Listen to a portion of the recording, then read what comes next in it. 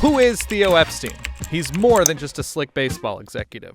Me congrats. I'm like, you. No way. Put simply, he's a man who breaks curses. He was the architect of both the 2004 Red Sox, who broke the curse of the Bambino, as well as the architect of the 2016 Chicago Cubs, who broke the curse of the Billy Goat. When the Cubs last won the World Series back in 1908, Teddy Roosevelt was in the White House. Mark Twain was still alive, and Epstein's grandfather wouldn't write Casablanca for another 34 years. True story. From a young age, Epstein was passionate about working in baseball. Determined to get his foot in the door, an 18-year-old Epstein sent letters to a number of major league teams, eventually landing an internship with the Baltimore Orioles in 1992, then worked in the San Diego front office, working his way up to becoming director of baseball operations before moving to Boston to help run the Red Sox, where he would soon be named GM, the youngest at 28 in Major League Baseball history. Try to remember what you were doing at 28.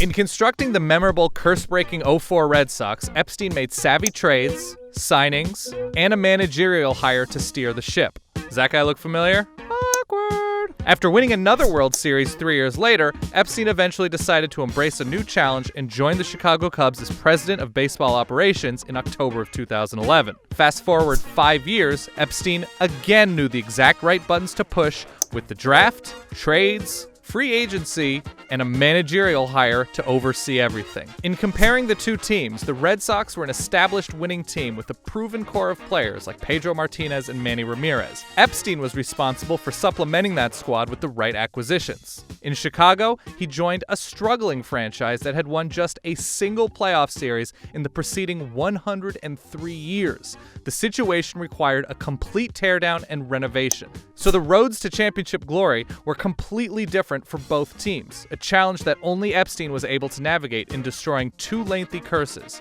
So listen up, Cleveland. If you want to break your own long World Series drought, just call Theo Epstein, aka the Curse Breaker.